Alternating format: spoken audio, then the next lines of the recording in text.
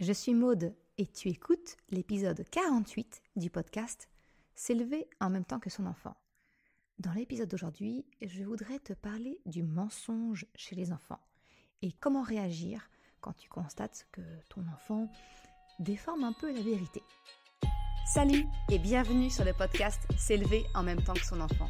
Je suis Maude, coach certifiée chez Mercredi, mais surtout maman de 3 enfants. Sur ce podcast, je t'aide à conjuguer la bienveillance avec la réalité de ton quotidien de maman. Utiliser ton choix d'une parentalité bienveillante comme un accélérateur de ton propre développement personnel. T'aider à changer de regard sur les situations que tu vis avec ton enfant pour t'en servir, pour grandir et apprendre sur toi. Salut, je suis contente de te retrouver aujourd'hui pour ce nouvel épisode. Alors encore une fois, c'est un sujet aujourd'hui que je vais aborder que j'ai déjà traité par le passé sous un format vidéo. Mais je pense que c'est intéressant et c'est toujours d'actualité de te partager ma façon de voir le mensonge chez l'enfant et surtout te donner des clés, des pistes, j'espère, pour savoir comment réagir pour aider ton enfant à sortir de ce cercle vicieux que peut être le mensonge et pour qu'au contraire, il puisse adopter le comportement pour vous permettre d'avoir une relation basée sur la confiance. Alors c'est parti pour l'épisode d'aujourd'hui. Comment réagir quand tu te rends compte que ton enfant ment ? Pourquoi finalement est-ce qu'il a ce besoin peut-être de te raconter des mensonges ? Et même pour des banalités, tu te rends compte que ton enfant dissimule la vérité, raconte des petits mensonges. Et finalement, d'ailleurs en tant que parents, nous, on a cette peur de ne plus pouvoir faire confiance à notre enfant et que peut-être, il devienne un menteur professionnel, un mythomane. Tu as beau peut-être lui expliquer que ce lien de confiance est primordial pour toi, pour votre relation, mais voilà, rien n'y fait. Il continue de mentir et quand tu t'en rends compte, bien évidemment, il refuse d'avouer et il ne dit pas la vérité. Alors aujourd'hui, je t'aide à sortir de ce cercle vicieux en t'expliquant pourquoi les enfants peuvent mentir et comment réagir, toi, pour l'aider à arrêter les mensonges. La première partie de cet épisode, c'est vraiment d'essayer de comprendre, de se mettre un petit peu à la place de notre enfant. Comme je dis, changer de regard, mets-toi dans les baskets de ton enfant. Pourquoi est-ce qu'il ment ? Je vois plusieurs raisons possibles qui peuvent expliquer que ton enfant mente. Et non, je t'assure, ce n'est pas du tout pour te nuire, t'embêter ou parce qu'il a un mauvais fond. Non. C'est beaucoup plus naturel et finalement pas du tout malveillant. La première petite chose, je voudrais faire d'abord une aparté sur les punitions. Tu le sais, c'est un sujet que j'ai déjà traité dans l'épisode 8 du podcast où je te parle justement des punitions dans l'éducation bienveillante et surtout quelles sont leurs alternatives. Mais finalement, la première raison qui va pousser ton enfant à mentir, c'est vraiment pour ne pas se faire punir. Alors effectivement, si tu es dans une parentalité, on va dire répressive, c'est-à-dire avec un système de punition, oui, il y a de fortes chances pour que ton enfant, cherche à éviter les ennuis. Et ça, faut bien se l'avouer, c'est franchement très humain comme réaction. Mais dans ces cas-là, nous ne sommes pas alors tout à fait dans une relation de coopération, celle que je t'encourage avec ce podcast. Je te propose alors de sortir du cercle vicieux en expliquant à ton enfant ton besoin de confiance et également de sortir du système de punition en les bannissant de tes réactions.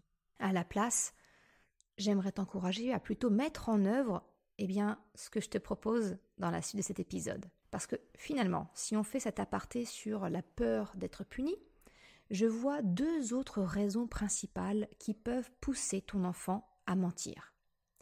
La raison numéro 1, ton enfant peut te mentir pour te faire plaisir.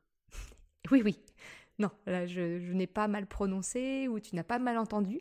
Non, ton enfant peut mentir pour te faire plaisir. En fait, avant l'âge de 7 ans, et même encore après, environ, le premier désir de ton enfant, c'est de te faire plaisir, c'est de satisfaire son parent.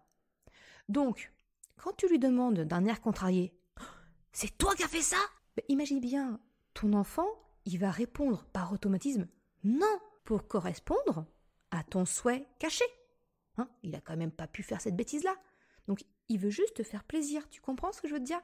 C'est vraiment cette notion de non, non, non, non, en fait, c'est pas moi. Ça te met en colère que je puisse avoir fait ça, alors je vais te dire que non, ce n'est pas moi.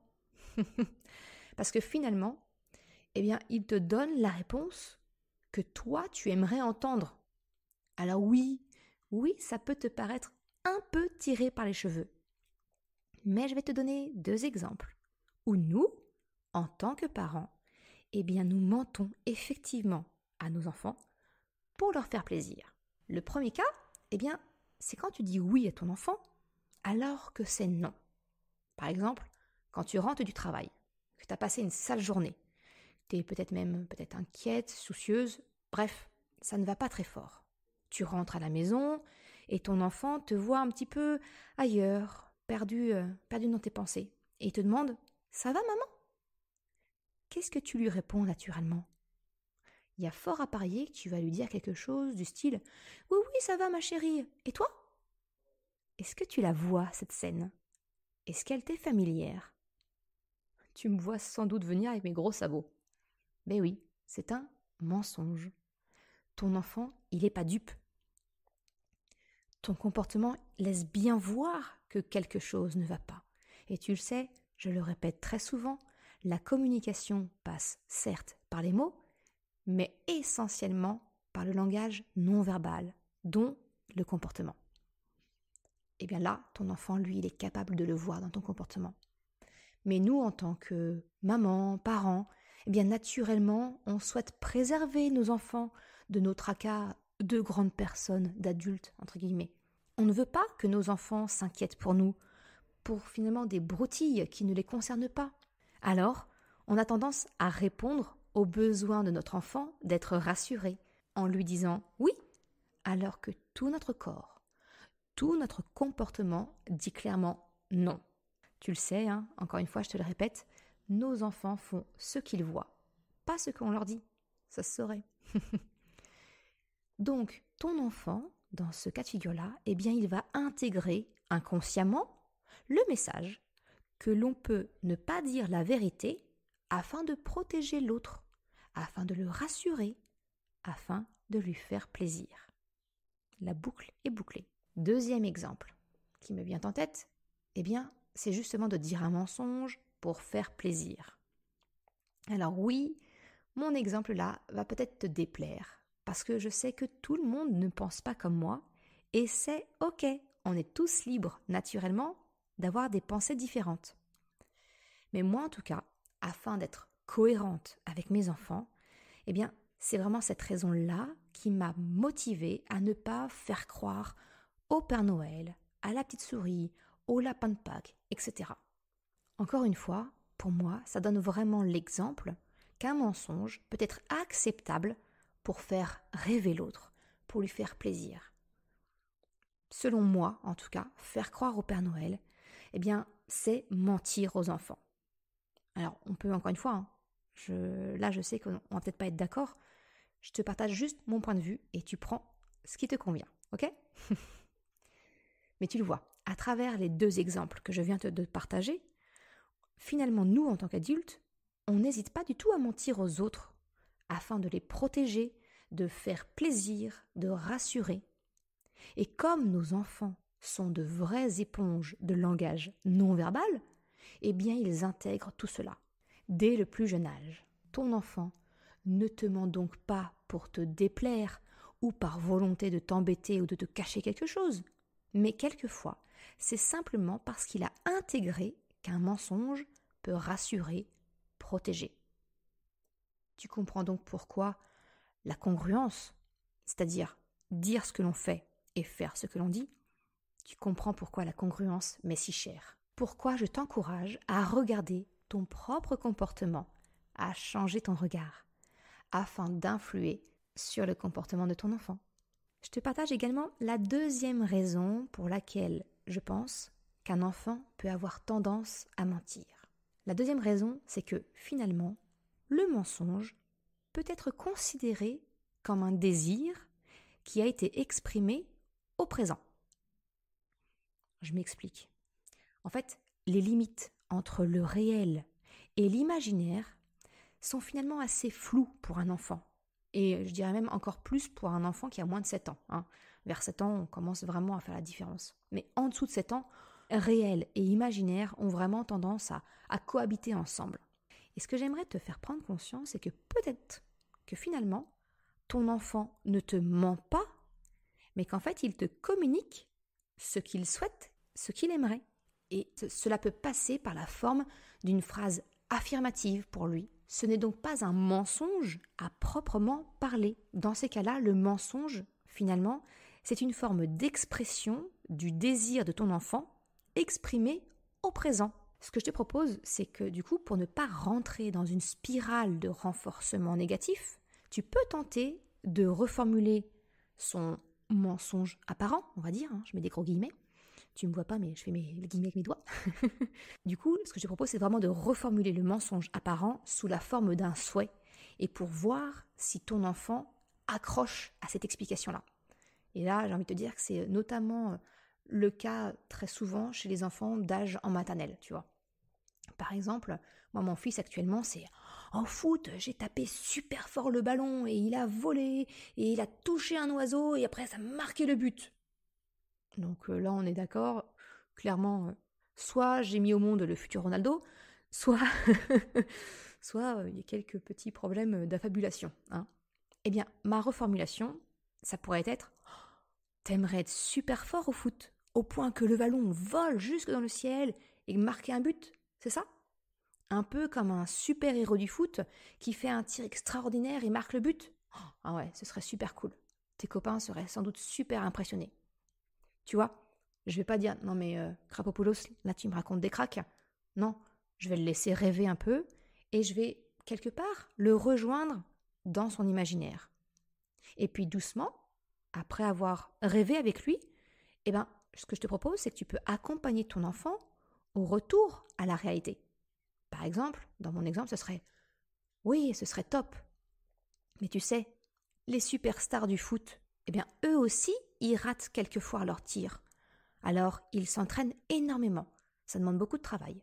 Le principal, c'est d'essayer de faire de son mieux et de s'amuser. Et toi, tu t'es amusé avec tes copains à la récréation ?» Et voilà, tout doucement, tu vois, je suis partie avec lui, mais je le ramène dans le monde réel. Sans jugement de c'est vrai, c'est pas vrai. Non, j'accompagne. Vient le petit moment dans l'épisode où je vais te faire une confession intime. Alors, si tu es d'une certaine génération, le mot confession intime va peut-être te rappeler une émission de télé.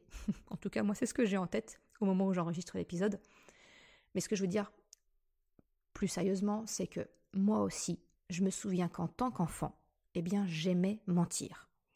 Pas pour faire du mal ou l'intention de tromper mes parents. Et pourtant, Dieu sait que mes parents me faisaient la guerre par rapport justement au mensonge et à la confiance. Mais maintenant que je suis adulte, j'analyse un petit peu le comportement que j'avais moi enfant et je me rends compte que finalement, je mentais pour enjoliver la réalité, enjoliver ma vie. Parce que je pensais qu'en vivant des choses extraordinaires, je serais, moi, quelqu'un d'extraordinaire. Je voulais pas être la petite fille banale, timide, commune, qu'on remarque pas. Moi aussi, je voulais être intéressante. Donc, j'enjolivais la réalité pour attirer un peu l'attention. Alors, peut-être que tu me diras, Maud, ok, super, t'es toute seule, bravo. En tout cas, sincèrement, je pense pas être la seule dans ce cas de figure-là. Et j'ai envie de t'encourager à te rappeler comment toi tu étais enfant. Si peut-être, c'était ça ton petit point, ton petit point noir enfant. En tout cas, j'espère qu'avec ces quelques explications, ces pistes que je te donne, tu comprends peut-être un peu mieux les raisons qui peuvent pousser ton enfant à dire des mensonges. Et maintenant, je vais te passer à la deuxième étape, c'est-à-dire te donner la clé pour aider ton enfant à arrêter de mentir. Alors, comment sortir du mensonge ? J'ai envie de te dire, c'est en protégeant l'estime de ton enfant, en protégeant son ego. Quand tu constates que ton enfant ne te dit pas la vérité, essaie, s'il te plaît, d'éviter l'attaque frontale, la critique, le jugement. Parce que là, c'est sûr, comme une huître, plouc, ton enfant va se refermer et ça va être fini. Mais au contraire, je t'encourage à essayer le non-jugement, la compréhension. Explique à ton enfant que tu comprends. Entre dans son imaginaire, si c'est le cas, ou bien explique-lui que tu comprends que ce serait chouette de faire comme si, de faire comme si la table barbouillée de feutre pouvait se nettoyer toute seule, par exemple. Encore du vécu. Sincèrement, en faisant comme ça, ton enfant sera beaucoup mieux disposé pour t'écouter s'il voit que toi, tu fais l'effort d'essayer de le comprendre. Si tu ne lui rentres pas dedans, finalement, on va utiliser les mots, tels que souvent on a tendance à rentrer dedans, eh bien non. Je t'encourage vraiment à essayer de faire l'effort de l'empathie et de le comprendre. Deuxième point que j'ai envie d'attirer à ton attention, c'est résiste à la question piège qui est « C'est vrai ce mensonge ?» Comme le lapin devant le collet, ton enfant va chercher par où passer pour éviter les problèmes. Soit il va s'enfoncer dans son mensonge, soit il va se sentir complètement coincé et acculé, et là, plouf, la petite huître. Et sincèrement, ce n'est pas construire une relation de coopération que de le prendre ainsi en tenaille. Ton enfant ne peut pas se sentir en sécurité, parce que soit ta réaction l'encourage à s'enfoncer dans son mensonge, c'est une réaction d'ego négative qu'on a alors, soit il va se sentir coupable, humilié, et cela aura un impact négatif sur sa confiance en lui, sur son estime de lui-même. Alors la clé que je te propose pour qu'il arrête de mentir, eh bien, c'est de lui offrir systématiquement une porte de secours. Quand tu constates un mensonge, laisse une porte de sortie à ton enfant. C'est-à-dire de quoi lui permettre de ne pas perdre la face.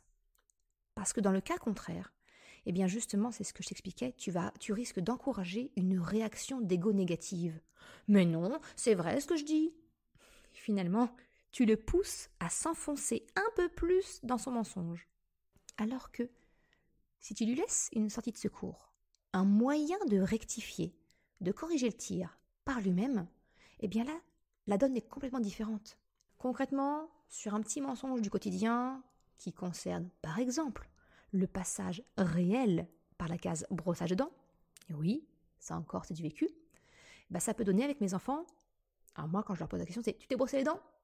Et mon enfant, silence. Ce que je fais à ce moment-là, c'est que je leur dis « si jamais tu penses que le brossage n'a pas été suffisant ou que tu as un doute que tu ne sais plus, je te laisse retourner dans la salle de bain. » Deuxième cas de figure, si je pose la même question « tu t'es brossé les dents ?» et que mon enfant me répond « non », mais que je sais que ce n'est pas nécessairement vrai, eh bien je rappelle mon besoin fondamental de confiance et j'ouvre la sortie de secours. Donc je réponds à mon enfant, tu le sais, j'ai besoin d'avoir confiance en toi. Si jamais tu t'es trompé, pas de problème, tu peux corriger en passant rapidement à la salle de bain pour bien les brosser. Tu le vois, dans ce cas de figure, je ne juge pas. Je n'utilise pas des mots accusateurs comme « si tu as menti, si ce n'est pas vrai, etc. » Non. Au contraire, je fais du renforcement positif en insistant sur mon besoin de confiance et je laisse la porte au doute avec le mot « si tu t'es trompé ». Cela afin de lui permettre de garder la face, de ne pas blesser inutilement son ego en lui permettant de corriger par lui-même. Alors, petit aparté sur ce qui est en jeu dans le mensonge finalement, l'ego. À partir de 7 ans, ton enfant va se construire une personnalité, un ego, et c'est une très bonne chose. Alors oui, je sais, on dit que l'ego a une très mauvaise presse, mais finalement, on en a tous besoin, parce que c'est lui qui sert à nous protéger. Mais le problème, c'est que quand il est poussé dans les extrêmes, eh bien, on ne devient plus rationnel. On réagit vraiment par ce besoin de protection.